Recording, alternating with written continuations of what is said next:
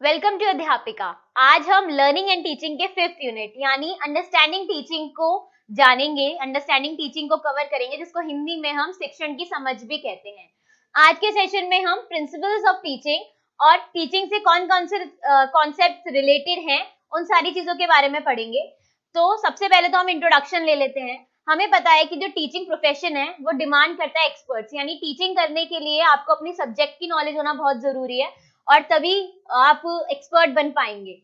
लेकिन टीचिंग करने के लिए, एक अच्छी टीचिंग करने के लिए सिर्फ अपने सब्जेक्ट की नॉलेज होना ही जरूरी नहीं है और सिर्फ एनवायरनमेंट अच्छा होना जरूरी नहीं है। जरूरी है कि आप उस एनवायरनमेंट, उस नॉलेज के साथ उन ऑब्जेक्टिव्स को अटेन करें, उन ऑब्जेक्टिव्स को अचीव करें। तो उन ऑब्जेक्टिव्स को अचीव करने के लिए कहा जाता है कि प्रिंसिपल्स ऑफ टीचिंग की नॉलेज होना बहुत जरूरी है, क्योंकि प्रिंसिपल्स ऑफ टीचिंग की जब नॉलेज होगी तो आपके जो टीचिंग के ऑब्जेक्टिव्स होंगे या फिर टीचिंग एंड लर्निंग के जो प्रोसेस में ऑब्जेक्टिव्स आप क्रिएट करते हैं, आप उनको अचीव तभी कर पाएंगे।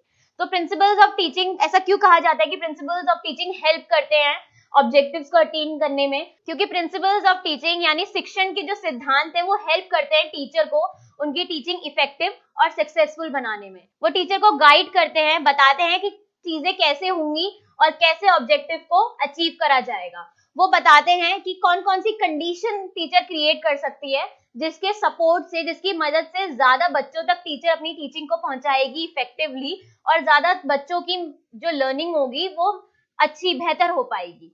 उसके बाद जो प्रिंसिपल्स ऑफ टीचिंग होते हैं वो टीचर को ये बोलते हैं कि सिर्फ प्रिंसिपल को इम्प्लीमेंट करना ही इंपॉर्टेंट नहीं है, इंपॉर्टेंट है कमिटमेंट, टाइम की और एफर्ट की। यानी कि सिर्फ प्रिंसिपल को इम्प्लीमेंट करने से ही टीचिंग बेहतर नहीं हो पाती, उसके अंदर टीचर को अपने एफर्ट्स भी डालने पड़ेंगे और अपना टाइम भी देना पड़ेगा, तभी वो उनकी टीचिंग जो है वो बेहतर हो पाएगी, तभी वो अच्छे से एक्सप्रेस कर पाएंगी जो भी कंटेंट वो पढ़ाना चाहती हैं, जो भी वो प्रेजेंट करना चाहती हैं, और ऑब्जेक्टिव्स और एम्स हमारे फुलफिल हो पाएंगे।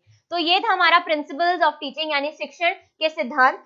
आइए जानते हैं कि कौन कौन सी कैटेगरी में डिवाइडेड है। So these principles are divided into 2 categories. पहला है जनरल प्रिंसिपल और उसके बाद आता है हमारा साइकोलॉजिकल प्रिंसिपल।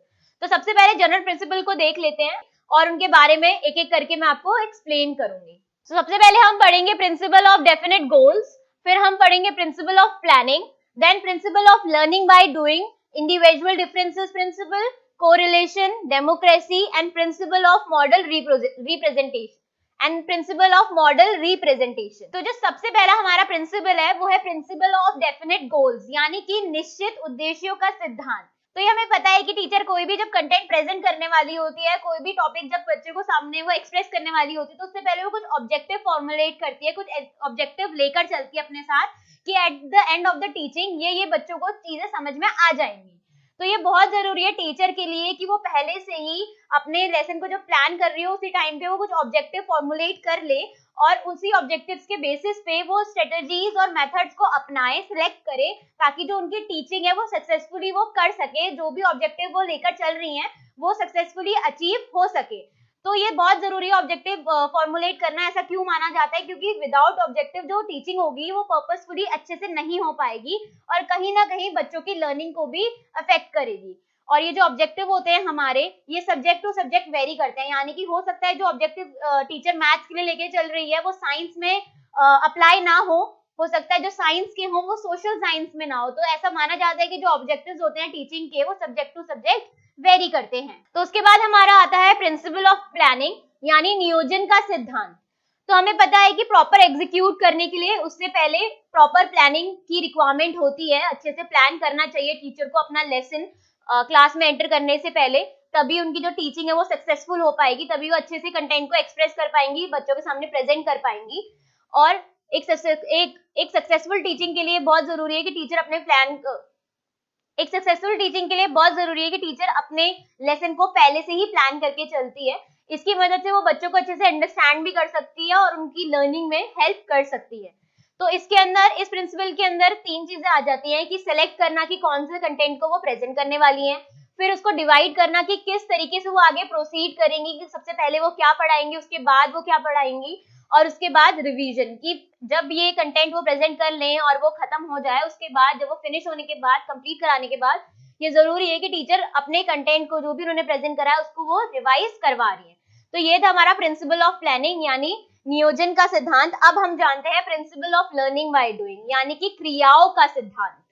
हम जानते हैं कि जो लेक्चर मेथड है वो बहुत पुराना मेथड है टीचिंग का, लेकिन उसकी मदद से बच्चा क्या होता है कि क्लास में तो फिजिकली प्रेजेंट रहता है लेकिन मेंटली कहीं और पहुंच जाता है, कि वो बच्चे को एब्सेंट माइंडेड बना देता है। तो ये जरूरी है कि लर्निंग कराने के लिए, बच्चों को अच्छे सक्सेसफुल लर्निंग कराने के लिए टीचर अलग अलग एक्सपीरियंसेस उनको प्रोवाइड करे, एक्सपेरिमेंट्स की मदद ले और कुछ ऐसा अपनी टीचिंग में लेकर आए जिससे लर्निंग बाय डूइंग हो सके और बच्चे करके ज्यादा बेहतर तरीके से सीख सके। जैसा कि हमारे कई सारे एजुकेशनिस्ट और साइकोलॉजिस्ट ने भी अपनी थ्योरीज में बताया है कि बच्चे लर्निंग बाय डूइंग से ज्यादा बेहतर तरीके से, ज्यादा क्विकर तरीके से, ज्यादा इजी तरीके से सीख पाते हैं रादर देन लेक्चर मेथड या फिर नरेशन मेथड की मदद से। तो ये कहा जाता है कि जब बच्चा अपने 3H यानी कि हेड, हार्ट और हैंड को जब मिलाकर काम करता है तो वो ज्यादा इजी तरीके से कॉन्सेप्ट को समझ पाता है। तो ये जरूरी है कि लर्निंग कराने के लिए टीचर लर्निंग बाय डूइंग वाले प्रिंसिपल का इस्तेमाल करे अपनी टीचिंग में, क्योंकि ये बच्चे को फिजिकली के साथ साथ साइकोलॉजिकली भी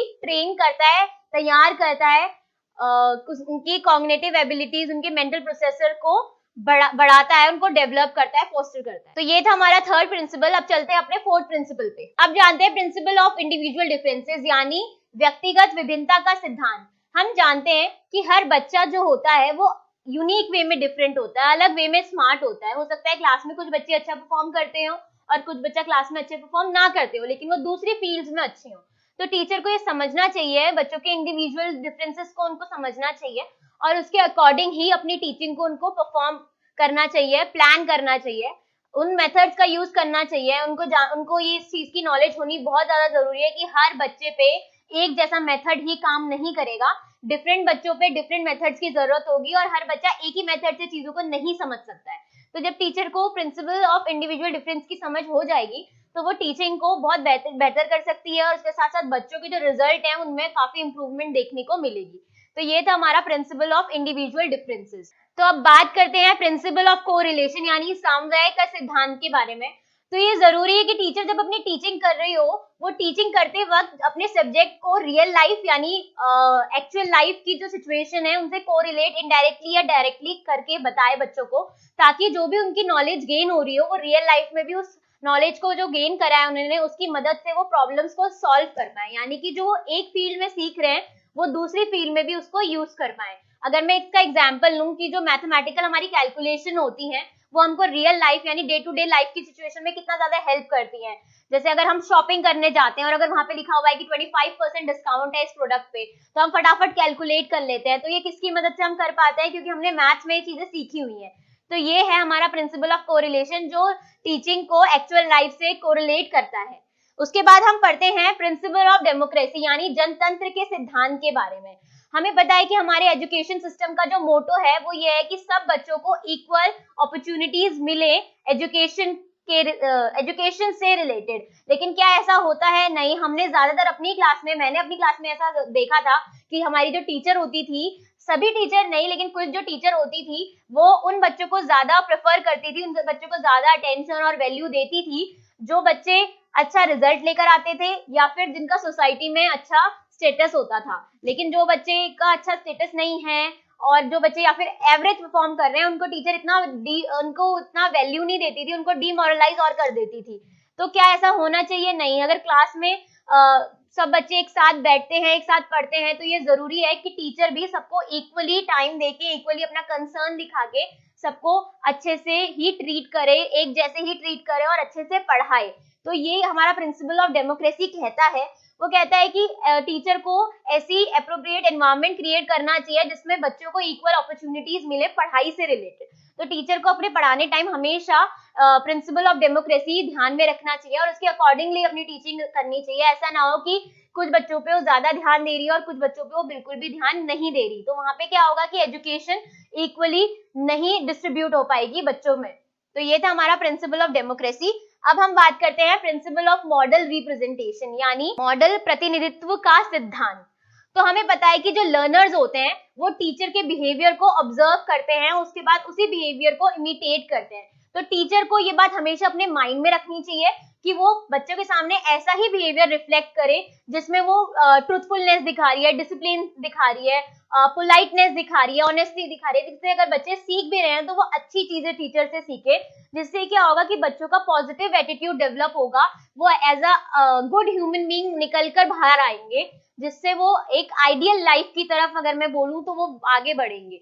तो ये बहुत जरूरी है टीचर के लिए कि वो ध्यान में रखे कि वो बच्चों के लिए एक मॉडल है क्लास में, और वो जो भी बिहेवियर करेगी, वो जैसे भी बात करेगी, बच्चे उसको अडेप्ट करेंगे ही करेंगे। तो ये टीचर को हमेशा ध्यान में रखना ही चाहिए कि वो एक बेहतर इंसान के तौर पे, एक गुड ह्यूमन बीइंग के तौर पे अपने आप को दिखाए, रिफ्लेक्ट करे, जिससे बच्चे भी वही चीज इमिटेट करें।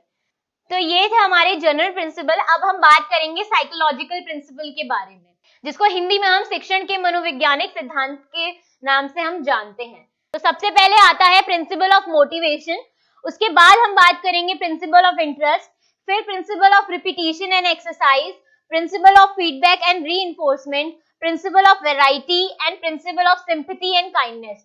सो these are the psychological principle, जिसको एक एक करके मैं आपको एक्सप्लेन करूंगी।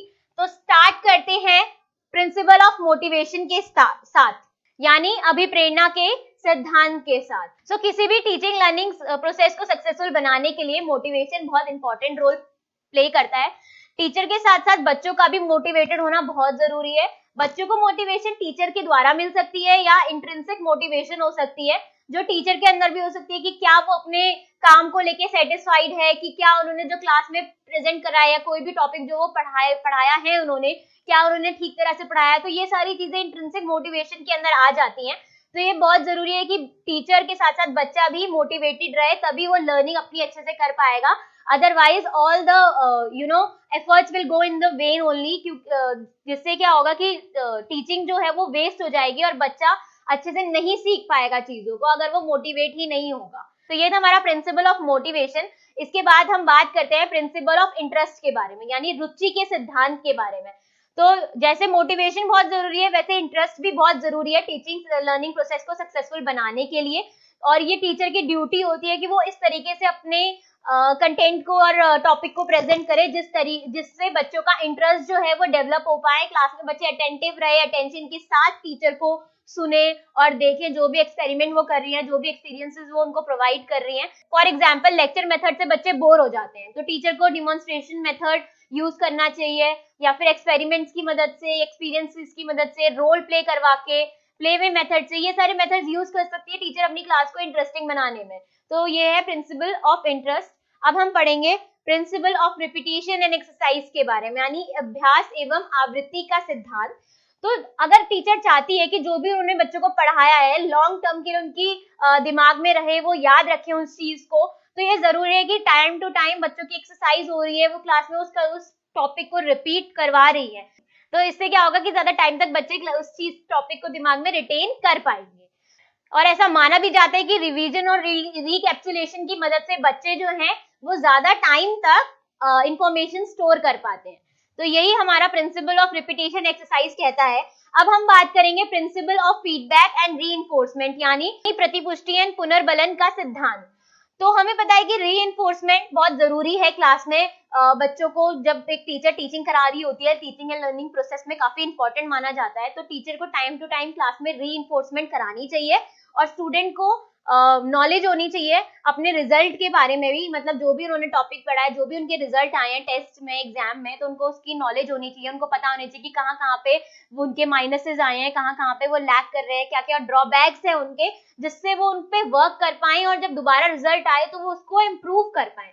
तो फीडबैक के थ्रू टीचर अपने आप को वेट कर पाती है, कि देख पाती है, कि तोल पाती है बेसिकली कि वो कितने पानी में है, क्या उन्होंने उतने अच्छे तरीके से प्रेजेंट करा था, क्या वो बच्चों में इम्प्रूवमेंट लेकर आई भी है या नहीं लाई, और उसके साथ साथ बच्चे भी अपने आप को तोल पाते हैं, देख पाते हैं कि क्या जो उन्होंने मेहनत करी है या फिर कहाँ पे कमी रह गई, ये सारी चीजें वो देख पाते हैं। अब हम बात करेंगे प्रिंसिपल ऑफ वैरायटी, यानी विविधता का सिद्धांत के बारे में।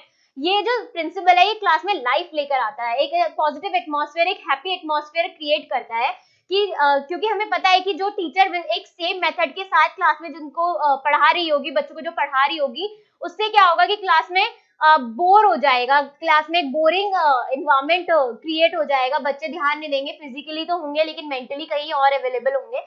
तो इसलिए टीचर को डिफरेंट डिफरेंट मेथड्स को यूज करना चाहिए अपनी टीचिंग में, जिससे उनकी टीचिंग इंटरेस्टिंग हो सके, वेराइटी के साथ अपनी टीचिंग को बच्चों के सामने प्रेजेंट करना चाहिए। अगर मैं एग्जांपल देखूं, जैसे सोशल स्टडीज जब एक टीचर पढ़ाती है तो हमेशा वो लेक्चर मेथड या फिर नरेशन मेथड का यूज करती है, तो उससे क्या होता है कि क्लास में बच्चे सोच लेते हैं कि एसएसटी एक ऐसा सब्जेक्ट है जो बहुत ज्यादा बोरिंग है, लेकिन ऐसा यूजुअली होता नहीं है। टीचर को क्या करना चाहिए कि बच्चों को फील्ड ट्रिप्स पे लेकर जाए, म्यूजियम वगैरह में लेकर जाए, तो उससे क्या होगा कि बच्चों का इंटरेस्ट डेवलप होगा और वो कॉन्सेप्ट आसानी से और जल्दी से सीख पाएंगे। तो ये हमारा प्रिंसिपल ऑफ वैरायटी कहता है। अब हम बात करेंगे principle of sympathy and kindness, यानी सहानुभूति व दया का सिद्धांत। तो टीचर को क्लास में इंटरेस्टिंग बना लिया, मोटिवेट कर लिया, हर चीज कर ली क्लास में, लेकिन अगर उनके अंदर पोलाइटनेस नहीं है, अगर वो बहुत रूड है, अगर वो बच्चों को लेकर सिंपैथी और काइंड नहीं अगर वो बच्चों को लेकर सिंपैथी नहीं दिखाती है उनकी तरफ, अगर वो काइंड नहीं है, तो क्या उनकी जो जितने भी एफर्ट्स हैं वो कुछ काम करेंगे? नहीं करेंगे, क्योंकि ये बहुत जरूरी है टीचर का एक काइंड, क्योंकि ऐसा बहुत जरूरी है टीचर का काइंड होना, एक काइंडफुल पर्सन होना बहुत जरूरी है। बच्चों की नीड्स को लेकर, बच्चों की रिक्वायरमेंट्स को लेकर उनको सिंपैथी दिखानी चाहिए। ऐसा नहीं कि अगर क्लास में किसी बच्चे के मार्क्स कम आ रहे हैं तो टीचर उनको सारे बच्चों के सामने इंसल्ट कर रही है कि तुम पढ़ते ही नहीं हो, तुम तो कभी पढ़ ही नहीं पाओगे, जैसा कि यूजुअली हमारे क्लासरूम में भी होता था कि जो बच्चा क्लास में अच्छा नंबर नहीं लेकर आते थे तो उनको ऐसे सबके सामने इंसल्ट करा जाता था। तो उससे क्या होता था कि बच्चों की ना दिमाग में एक हेट्रेट बन जाती थी कि ये टीचर है ही ऐसी, ये टीचर बेकार है। तो अगर टीचर काइंडनेस ना रखे, अगर टेंडरनेस ना शो करे बच्चों के तरफ, तो उससे क्या होगा कि बच्चों के अंदर हेटरेट टीचर को लेकर डेवलप हो जाएगी, जो कि एक अच्छी चीज नहीं है, जो उनकी लर्निंग में भी उनको इफेक्ट करेगी, और टीचर फिर तो टीचिंग उनकी फिर बेकार ही जाएगी, क्योंकि जब बच्चा आगे से ही कुछ सीखना ही नहीं चाहता, क्योंकि वो इतना डिमोरलाइज हो गया है, डिमोटिवेट हो गया है, तो फिर टीचर तो कुछ उसमें कितने भी एफर्ट्स डाल दे, बच्चा सीखेगा ही नहीं, क्योंकि जब तक उसकी विल ही नहीं है सीखने की।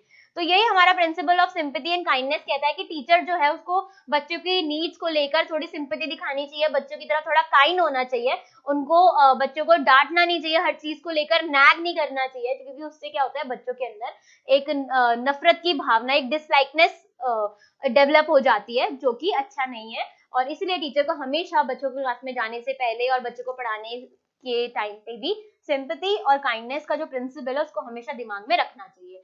तो ये थे हमारे सारे प्रिंसिपल, जनरल प्रिंसिपल भी और साइकोलॉजिकल प्रिंसिपल भी। तो ये थे हमारे साइकोलॉजिकल प्रिंसिपल। अब हम बात करेंगे रिलेटेड कॉन्सेप्ट्स ऑफ टीचिंग, यानी शिक्षण से संबंधित संप्रत्यय की।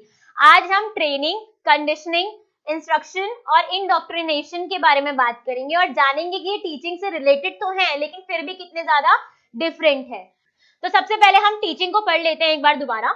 हम जानते हैं कि जो टीचिंग का प्रोसेस है उसमें एक इंडिविजुअल पढ़ाता है और इंस्ट्रक्ट करता है किसी दूसरे इंडिविजुअल को, यानी कोई नॉलेजेबल पर्सन जब किसी लेस नॉलेजेबल पर्सन को पढ़ाता है तो उसको हम क्या बोलते हैं कि वहां पे क्या हो रही है, वहां पे टीचिंग हो रही है। ये हमेशा पर्पस ओरिएंटेड है, यानी ये हमेशा अपने साथ ऑब्जेक्टिव्स लेके चलता है और लर्निंग पर फोकस करता है। और इस प्रोसेस में जो स्टूडेंट्स होते हैं उनको अपॉर्चुनिटीज मिलती है कि वो नॉलेज गेन कर पाए, स्किल्स एनहांस कर पाए या पॉलिश कर पाए, और अपने एक्सपीरियंसेस के थ्रू उनकी लर्निंग हो पाए, जिससे उनकी लर्निंग जो होगी वो बेटर ही होगी। तो जब बोलते हैं ट्रेनिंग यानी प्रशिक्षण कैसे डिफरेंट है टीचिंग से, ऐसा क्यों कहा जाता है कि ट्रेनिंग टीचिंग से डिफरेंट है?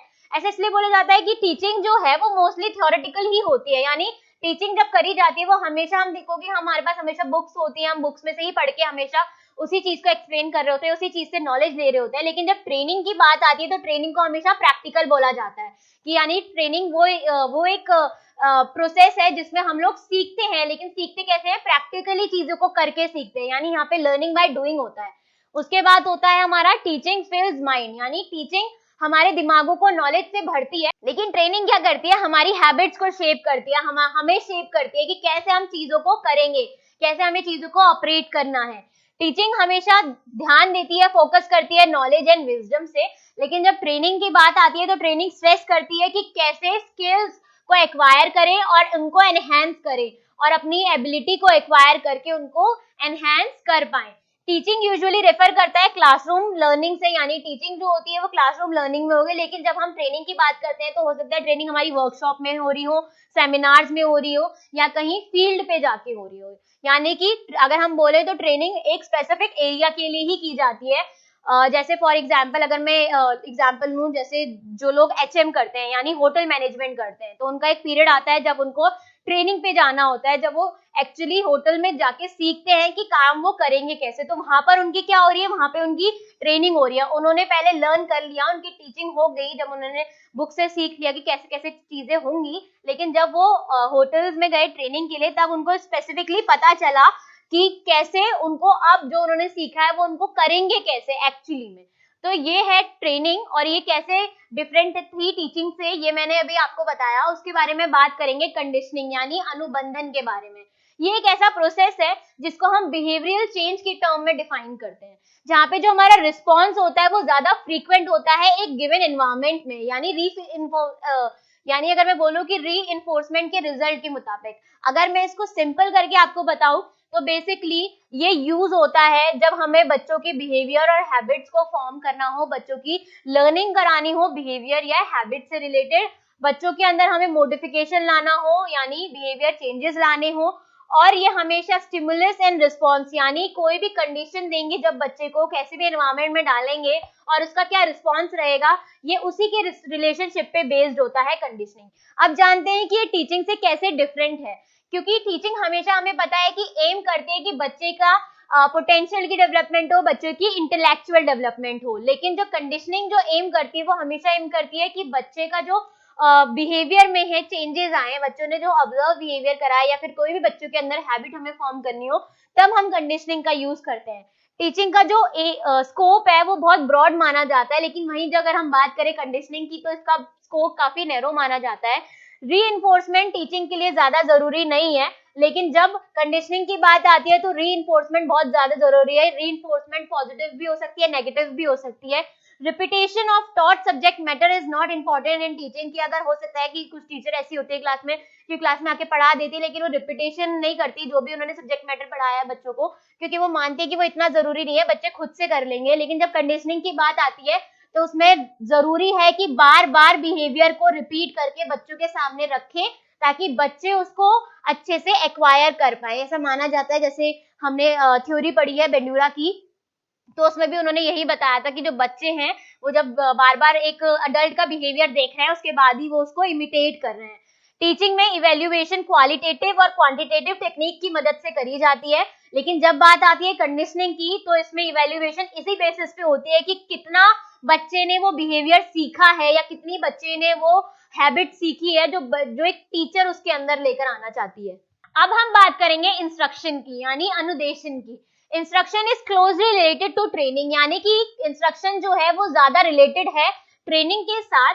ये एक वो एक्ट है, ये एक वो प्रोसेस है जिसमें ट्रेनी को बताया जाता है या लर्नर को बताया जाता है कि क्या करना है और क्या नहीं करना, और जो करना है वो किस तरीके से करना है। तो मतलब हम कह सकते हैं कि इंस्ट्रक्शन एक ऐसा प्रोसेस है जो सिस्टमैटिकली चलता है, स्पेसिफिकली किसी चीज को लेकर होता है और अपने साथ ऑब्जेक्टिव्स को लेकर चलता है। तो ये कैसे डिफरेंट है टीचिंग से, अब ये देख लेते हैं। हमें पता है कि टीचिंग जो है वो इंटरैक्टिव प्रोसेस है, मतलब टीचिंग तब तक नहीं की जा सकती जब तक बच्चा और टीचर के बीच में इंटरैक्शन नहीं है। लेकिन जब बात आती है इंस्ट्रक्शन की तो वहां पे कोई भी इंटरैक्शन नहीं होता, ट्रेनी सिर्फ लर्नर को या फिर जो भी ट्रेनर होता है उसको बता देता है कि तुम्हें ये करना है, और उसके बाद कोई सवाल जवाब नहीं होता, कोई डिस्कशन नहीं होती। तो इसलिए कहा जाता है इंस्ट्रक्शन में कोई भी इंटरैक्टिव और इंटरैक्शन नहीं होता। उसके बाद बात आती है टीचिंग डेवलप्स ऑल डोमेन। ये कहा जाता है कि टीचिंग की मदद से बच्चे की होलिस्टिक डेवलपमेंट हो रही है यानी ऑल राउंड डेवलपमेंट हो रही है। लेकिन जब इंस्ट्रक्शन होता है तो इंस्ट्रक्शन में सिर्फ बच्चे की कॉग्निटिव यानी सिर्फ नॉलेज ही डेवलप होती है, उसकी कॉग्निटिव एबिलिटीज ही डेवलप होती हैं। टीचिंग फॉर्मल होने के साथ साथ इनफॉर्मल है, यानी कि हम जो कहते हैं कि टीचिंग क्लास में होती है और क्लासरूम के बाहर जब बच्चा जाता है यानी सोसाइटी में जब बच्चा जाता है तो सोशली भी बच्चा सीखता है। लेकिन क्या इंस्ट्रक्शन के साथ ऐसा होता है? जी नहीं, इंस्ट्रक्शन सिर्फ फॉर्मल होता है, जो बताया जाता है सिर्फ वही सीखता है, और उसके बाहर जाके उसको अगर कुछ नहीं बताएंगे तो वो ऑब्वियसली नहीं ही सीखेगा। उसके बाद बात आती है कि टीचिंग की मदद से न्यू प्रोडक्ट्स को प्रोड्यूस किया जा सकता है, लेकिन इंस्ट्रक्शन एम करता है सिर्फ प्रोड्यूसिंग कार्बन कॉपी और फोटो कॉपी, यानी कि इंस्ट्रक्शन की मदद से आप बिल्कुल सेम चीज किसी और की तरह करोगे। फॉर एग्जाम्पल, अगर मान लीजिए कि कोई कैमरा पर्सन है और कोई कैमरा पर्सन कहीं चला गया है और उसकी जगह किसी और को अपॉइंट करा गया है, तो उस इंसान को भी वही सेम चीजें इंस्ट्रक्ट करी जाएंगी, वही सेम चीजें सिखाई जाएंगी, जो उससे पहला जो इंसान था वहां बैठ के जो काम कर रहा था। So that is basically instruction. Teaching में हम एक्सप्लेन करते हैं कि कैसे चीजें करी जाएंगी, कैसे चीजें होंगी, लेकिन इंस्ट्रक्शन में सिर्फ हम बताते हैं।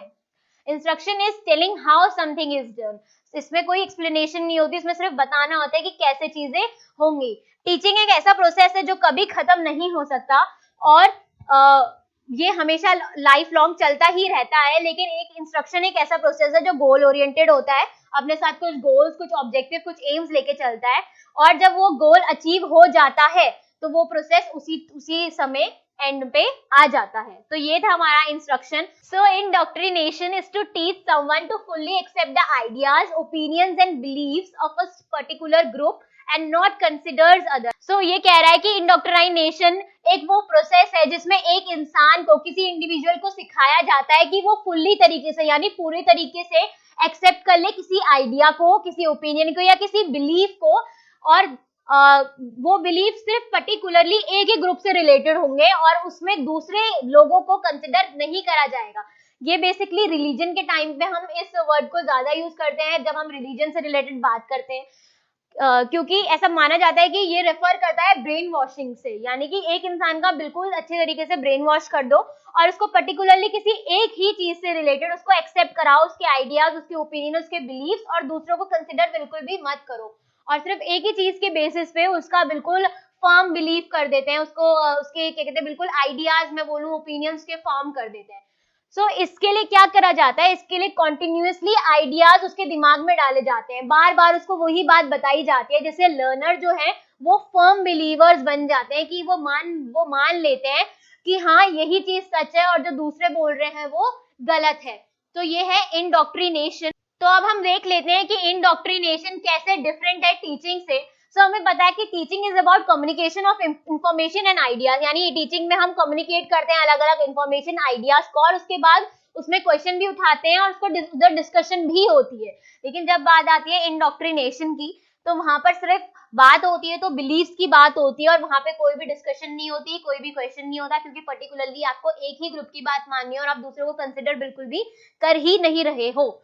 जब टीचिंग की बात आती है तो टीचिंग में फैक्ट्स को पढ़ाया जाता है, टीचिंग को सपोर्ट करा जाता है एविडेंस के साथ, यानी जब उन फैक्ट्स को पढ़ा रहे होते हैं तो उसके साथ साथ एविडेंस भी दिखाए जाते हैं कि ये इस बेसिस पे ये फैक्ट है। लेकिन जब इंडोक्ट्रिनेशन की बात आती है तो उनको किसी भी एविडेंस के साथ सपोर्ट नहीं करा जाता, सिर्फ बता दिया जाता है कि ऐसा है, ऐसा क्यों है, कुछ नहीं दिखाया जाएगा, कोई एविडेंस नहीं दिया जाएगा। तो उसमें क्या होता है कि जो रिसीवर होता है, यानी इंडोक्ट्रिनेशन में जो रिसीवर होगा वो ऐसा माना जाता है कि उसको एक्सेप्ट करना ही करना है जो भी उसको पढ़ाया जा रहा है, कोई भी वहां पे आर्ग्यूमेंट नहीं होगी, कोई भी वहां पे डिस्कशन नहीं होगा, कोई भी वहां पे क्वेश्चनिंग नहीं होगी। तो इसमें बेसिकली रिसीवर के दिमाग में थोप रहे हो आप चीजें जो आप बिलीव करते हो, वो होता है इंडोक्ट्रिनेशन। टीचिंग एम करता है कि बच्चे के दिमाग की डेवलपमेंट हो, लेकिन जहाँ पे इंडोक्ट्रिनेशन की बात आती है वो बच्चे की कॉग्निटिव एबिलिटीज को डेवलप करने की बात नहीं करता, वो सिर्फ दिमाग में फीड ही कर रहा है। तो वहां पे बच्चों की ना क्वेश्चनिंग हो रही है, ना थिंकिंग हो रही है, ना उनके ओपिनियंस ले रहे हैं, तो फिर वहां पे कॉग्निटिव एबिलिटीज डेवलप होने का तो सवाल ही पैदा नहीं होता है। उसके बाद बोलते हैं कि टीचिंग से क्या है, एक पॉजिटिव एक्टिविटी है, टीचिंग में बच्चे नॉलेज को रिसीव करते हैं। लेकिन जब बात आती है इंडोक्ट्रिनेशन की तो ये सीधे सीधे एसोसिएटेड है नेगेटिव काइंड ऑफ टीचिंग से, यानी बच्चों के दिमाग में नेगेटिवली कुछ फीड करना, जहाँ पे बच्चों को से एक्सपेक्ट करा जाता है कि वो वही फॉलो करे जो उनसे पढ़ाया जा रहा है, वो कोई इंक्वायरी ना दिखाएं, वो कुछ भी ना बोले, वो सिर्फ सीधे सीधे वही एक्सेप्ट कर ले जो उनको पढ़ाया जा रहा है। सो थैंक यू, ये थे आज के हमारे 2 टॉपिक्स जिनको हमने आज के सेशन में कवर करा, एंड आई होप कि आपको आज का टॉपिक समझ में आया हो, आपके आज के जो कॉन्सेप्ट्स हैं वो क्लियर हुए हो। सो थैंक यू, मिलते हैं अब नेक्स्ट सेशन में नेक्स्ट यूनिट के साथ।